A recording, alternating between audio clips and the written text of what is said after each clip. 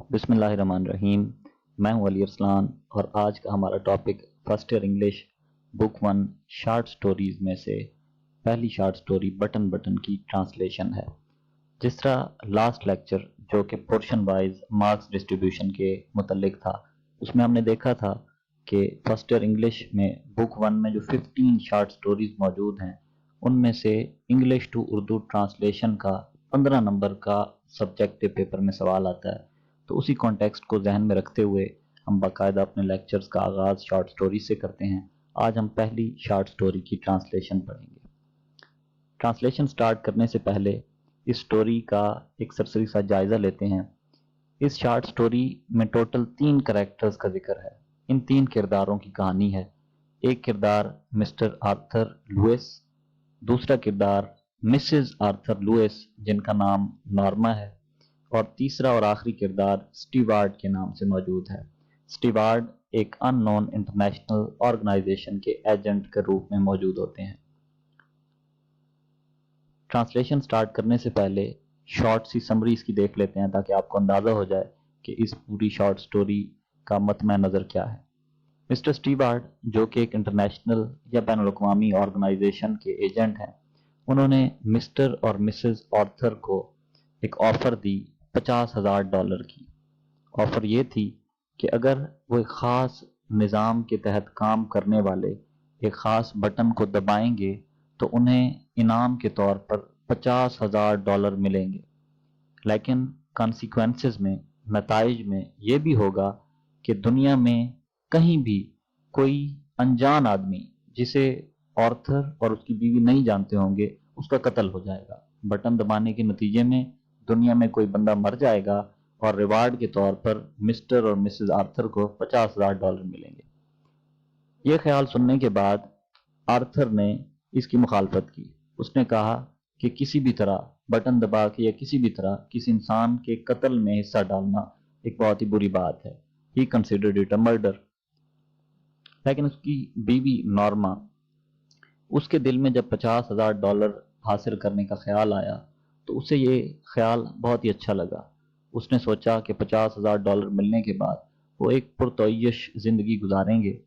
تو نارما نے اپنے ہسبینڈ یعنی آرتھر کی غیر موجودگی میں اپنے ہسبینڈ کی مرضی کے برخلاف اس بٹن کو دبا دیا۔ اس کا نتیجہ یہ نکلا کہ نارما کو کسی طرح $50,000 بھی مل گئے، لیکن جو انجان آدمی قتل ہونا تھا وہ انجان آدمی اس کا اپنا ہسبینڈ آرتھر نکلا۔ کیوں ہوا، کیسے ہوا، سٹوری کی تفصیلات کیا ہیں، آئیں اس پوری سٹوری میں پڑھتے ہیں۔ ٹیکسٹ سٹارٹ کرتے ہیں۔ پہلے میں لفظی ترجمہ کروں گا اور ساتھ ساتھ فقرے کے اختتام تک میں با محاورہ ترجمہ بھی ساتھ ساتھ کرتا جاؤں گا۔ شروع کرتے ہیں۔ بسم اللہ الرحمن الرحیم۔ دا پیکج، پیکج کہتے ہیں ایک پلندے کو یا پارسل کو۔ اگر آپ نے پوسٹ آفس یا TCS کے ذریعے کبھی کوئی آن لائن چیز منگوائی ہو تو وہ ایک ڈبے میں بند شدہ ہوتا ہے، پیکڈ ہوتا ہے، اس ڈبے کو اس کو پیکج کہتے ہیں۔ The package parcel was lying, پڑا ہوا تھا، بائی کے ساتھ، دا فرنٹ ڈور، صدر دروازہ۔ پارسل صدر دروازے کے ساتھ پڑا ہوا تھا۔ A cube shaped carton، یہ پارسل ایک مکعب شکل کا ڈبہ تھا، سیلڈ جو کہ بند کیا گیا تھا، with tape، ایک ٹیپ کے ساتھ۔ یہ پارسل ایک مکعب شکل کا ڈبہ تھا جو کہ ٹیپ کے ذریعے بند کیا گیا تھا۔ Their name، ان کا نام، and address، اور پتہ، printed، لکھا ہوا تھا، by hand، ہاتھ کے ساتھ۔ ان کا نام اور پتہ اس ڈبے کے اوپر ہاتھ سے تحریر شدہ تھا۔ کیا پتہ اور نام لکھا ہوا تھا؟ Mr and Mrs Arthur Lewis, 217 37 street, New York, 10016۔ یہ اس پارسل کے اوپر نام اور پتہ درج تھا۔ نارما نے پکڈ اٹ اپ، اس پارسل کو اٹھا لیا، ان لاکڈ، تالا کھولا، دا ڈور، دروازے کا، اینڈ وینٹ، اور چلی گئی، ان ٹو دا اپارٹمنٹ، اپارٹمنٹ یا گھر کے اندر۔ نارما نے اس پارسل کو اٹھایا، دروازے کا قفل کھولا اور اپارٹمنٹ میں چلی گئی۔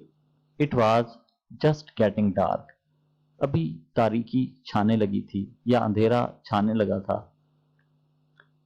After she put the lamb chops. Lamb chops कहते हैं बकरे की चापें. चापें गोश्त का वो हिस्सा होता है जिसमें पसलियां भी शामिल हों, यानी गोश्त के टुकड़े बशमूल पसलियां.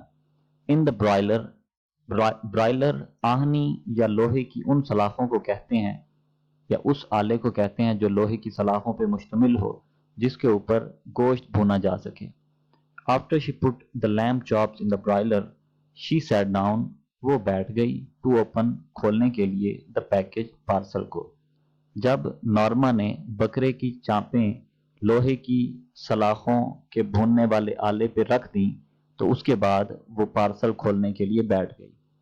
Inside the carton. डब्बे के अंदर वाज था अ पुश बटन यूनिट. एक बटन दबाने वाला आला.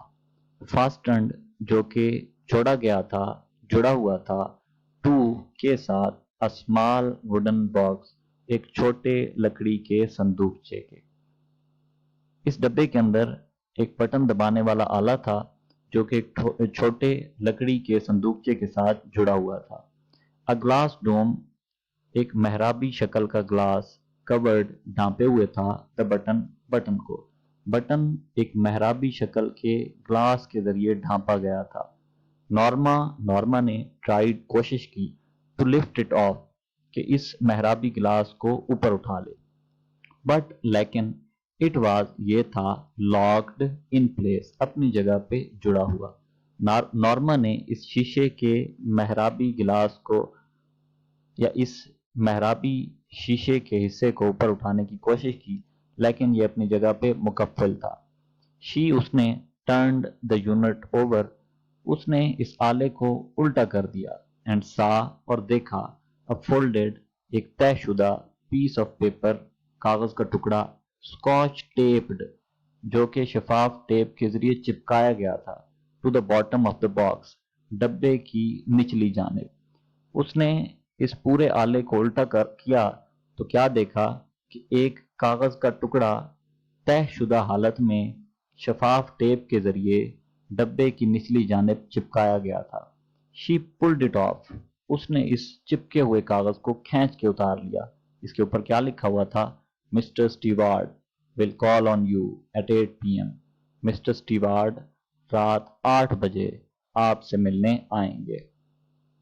नॉर्मा ने पुट रख दिया द बटन यूनिट, बटन दबाने वाला आला बिसाइड अपने साथ हर ऑन द काउच सोफे पे.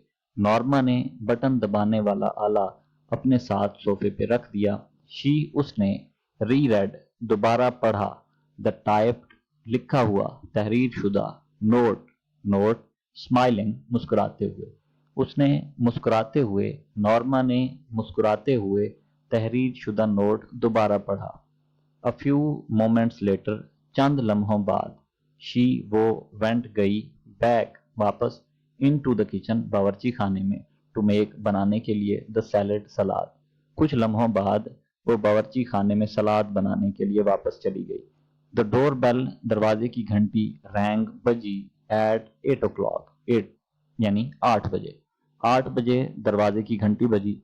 I will get it Norma called from the kitchen. Norma ने बावर्ची खाने से आवाज लगाई कि मैं दरवाजा खोलने जाऊंगी. आर्थर वाज था इन द लिविंग रूम दीवान खाने में रीडिंग मसरूफ मुताला. आर्थर दीवान खाने में मसरूफ मुताला था. तो स्टूडेंट्स आज का लेक्चर यहीं पे एंड करते हैं. आप इस सारी ट्रांसलेशन को टेक्स्ट के लिहाज से रिवाइज कीजिएगा और जो अंडरलाइन वर्ड हैं इनके सिनोनिम भी मेमोराइज करने की, याद करने की या पढ़ने की कोशिश कीजिएगा. तो हमने ये शॉर्ट स्टोरीज 3 या 4 कॉन्टेक्स्ट में पढ़नी है. एक तो इसकी उर्दू ट्रांसलेशन हमें आनी चाहिए और दूसरा ये जो इंग्लिश के फेमस यहाँ पे वर्ड्स हैं या डिफ़िकल्ट वर्ड्स हैं उनके हमें सिनोनिम्स आने चाहिए. और उसके अलावा ये जो सारी हम इंफॉर्मेशन पढ़ रहे हैं कहानी की सारी मालूमात हमें पता होनी चाहिए क्योंकि वो भी MCQs की सूरत में आ सकती हैं. तो स्टूडेंट्स मैं उम्मीद करता हूँ आपको आज का लेक्चर पसंद आया हुआ होगा, सूदमंद साबित होगा. मज़ीद लेक्चर्स के लिए आप विज़िट करते रहिएगा जनाह कॉलेज के ऑफिशियल YouTube चैनल को. Thank you.